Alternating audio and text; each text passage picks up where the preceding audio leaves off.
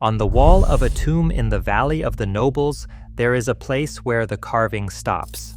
Not because the work was unfinished, because someone came back after the tomb was sealed with a chisel and cut a man's name out of the stone. Everywhere it appeared, from the offering formula, from the painted scenes, from the false door where his spirit was meant to receive bread and water forever. The figure is still there, the titles are still there, but where the name should be, there is a rough, deliberate scar. To us, that looks like vandalism, a grudge carried past the grave. But to the Egyptian who ordered it, this was not vandalism, it was an execution. The man in that tomb had already died once, in his body. What was done to his name was meant to kill him a second time, completely, finally, in a way the first death never could, because the ancient Egyptians feared something more than dying. We tend to assume death was the great terror of the ancient world, the thing every ritual was built to soften. For Egypt it wasn't. Death was a doorway, frightening, yes, but survivable, with the right preparation. What lay beyond the doorway was where the real horror lived, and against that horror they built the most elaborate defensive system any civilization has ever raised against an idea. In the next few minutes, you're going to see exactly what the Egyptians were afraid of. Not death, but something they considered far worse. You'll see the name they gave it, the monster they imagined waiting to carry it out, and the 4 separate defenses they engineered to stop it from happening to them. And you'll see why one of those defenses turned the simple act of carving a name into the most powerful weapon in the Egyptian world. If the buried history of how people faced eternity is something you want more of, subscribe. Every week we read what the inscriptions actually say. Here is the thing they feared. The Egyptians believed a human being was not one thing but several. There was the body, there was the Ka, the life force, the vital spark that left the body at the moment of death. There was the Bia, everything that made you you, your personality, your individuality, the part that could move between worlds. And there was the Ren, your name. To the Egyptian mind, your name was not a label attached to you. It was a living part of you, as real as your heart and as necessary. As long as your name was spoken, as long as it was written somewhere a living person might read it aloud, you continued to exist. To have a name was to have an identity. To lose it was to stop being a distinct person at all. So the thing they feared was not the end of the body, it was the end of all of it at once, body, name, and soul wiped out together, leaving nothing to continue. They had a term for it. They called it the second death. And the second death did not mean torment. It did not mean a lake of fire you suffered in forever. It meant erasure. It meant you simply stopped. No afterlife, no field of reeds, no continuation in any form. You were unmade, as though you had never been. For a people who had built their entire civilization around the promise of eternal life, no punishment was more terrifying than that. Pain ends, erasure doesn't. There is no one left for it to end for. And the inscription doesn't stop at naming the fear.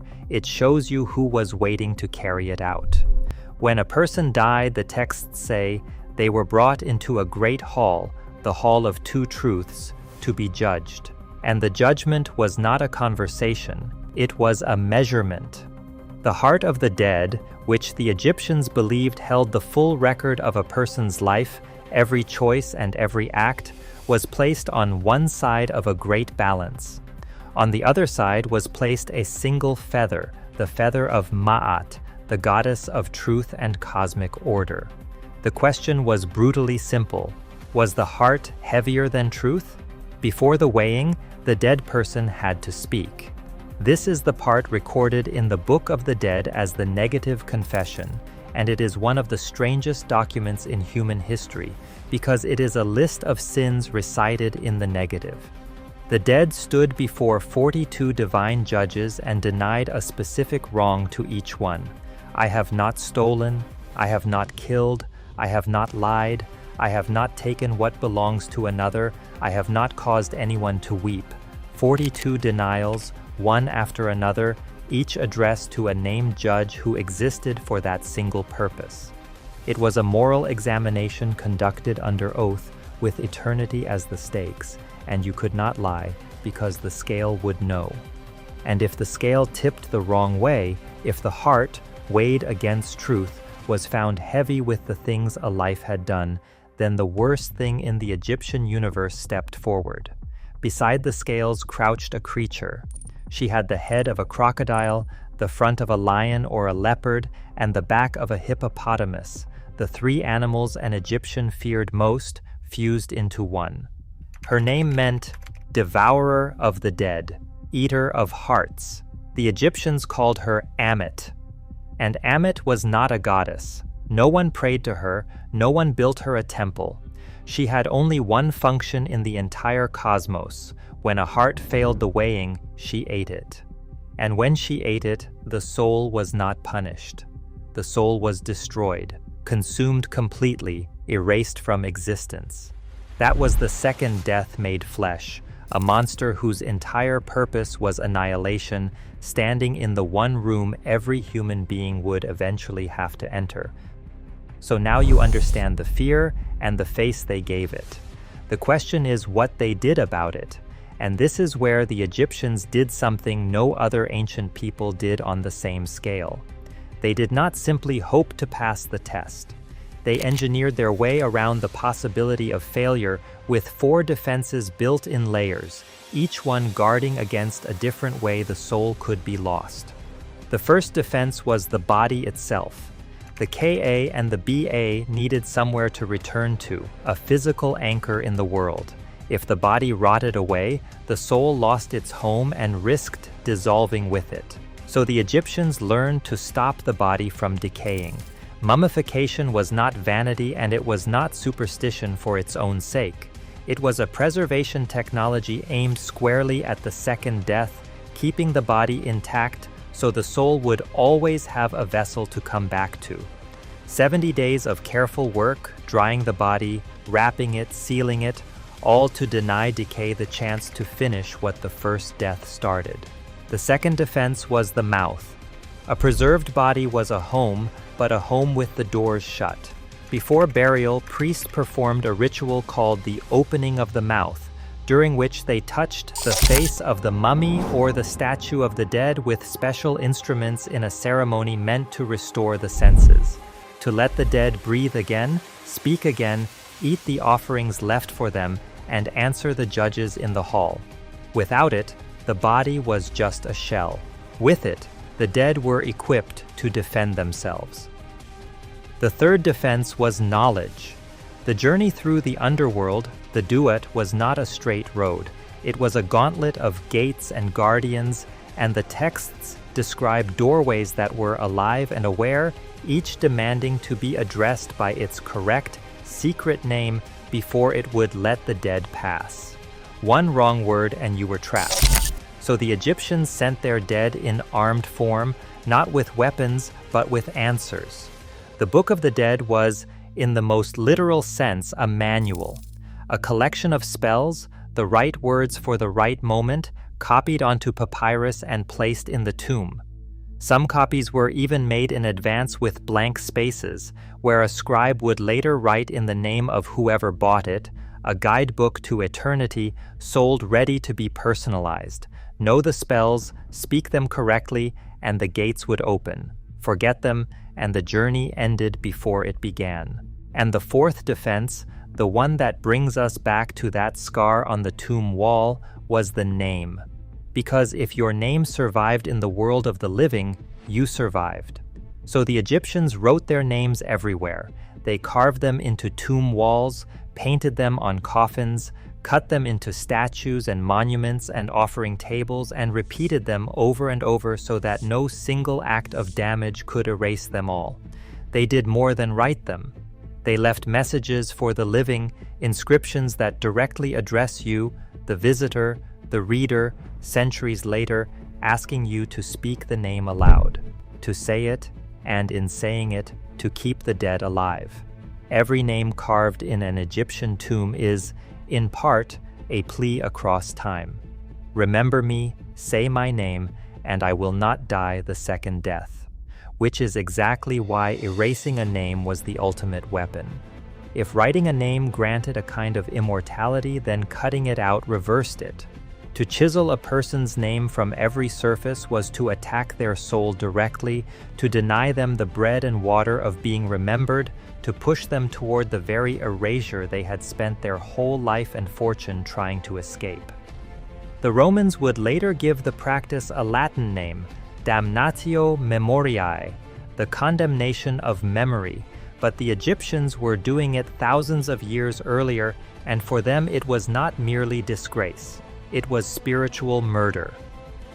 And here is what most people never hear. This weapon was not used on criminals and nobodies. It was turned on some of the most powerful rulers Egypt ever produced, kings and queens whose names you might expect to be the most secure of all. The deeper you look, the more you find the same scar on grander and grander walls. Start with Hatshepsut. She was one of the very few women ever to rule Egypt as pharaoh, and she ruled it well, for 2 decades, a reign of monuments and trade and peace.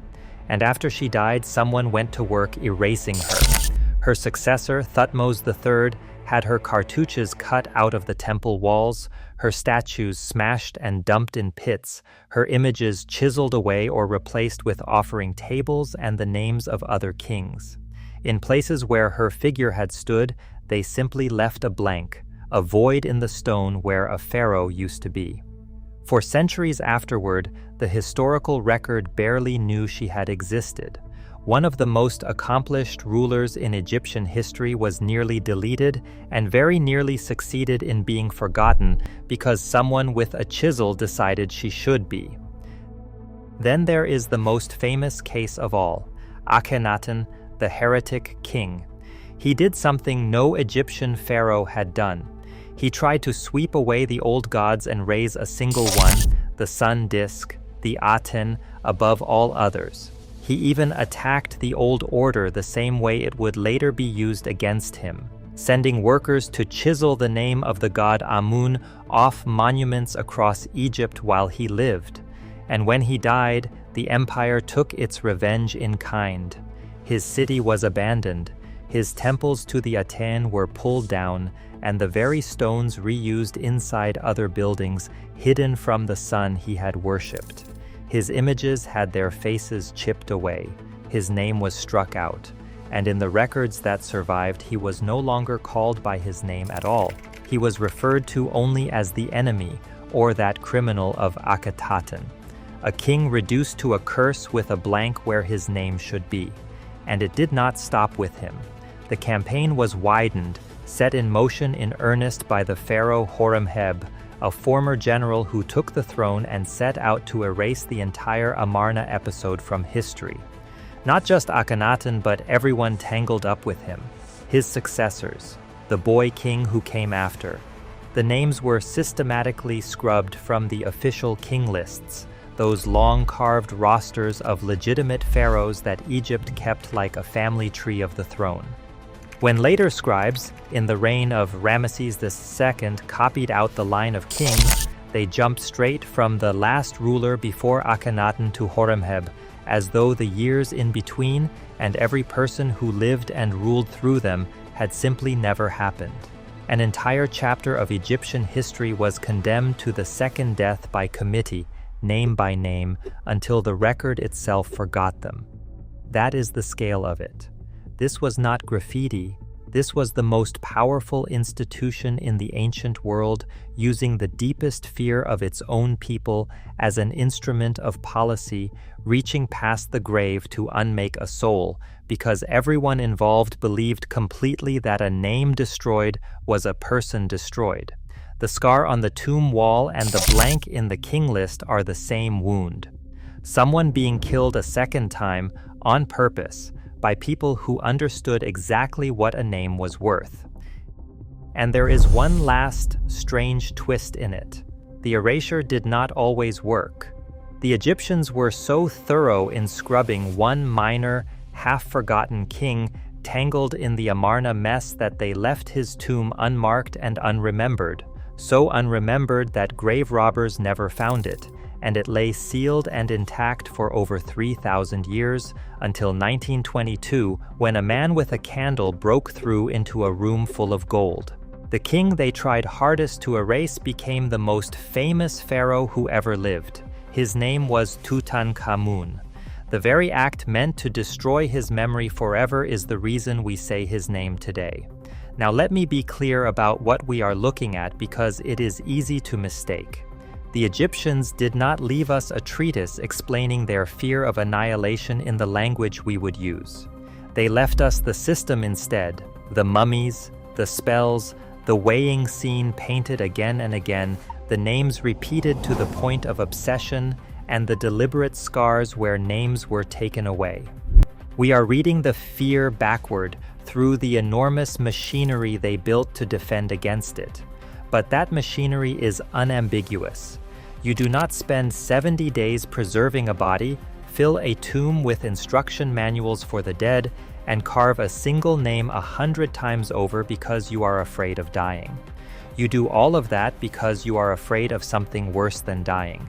You are afraid of ceasing to have ever been. And here is the part that lingers. The whole system depended on one thing the Egyptians could not control: us.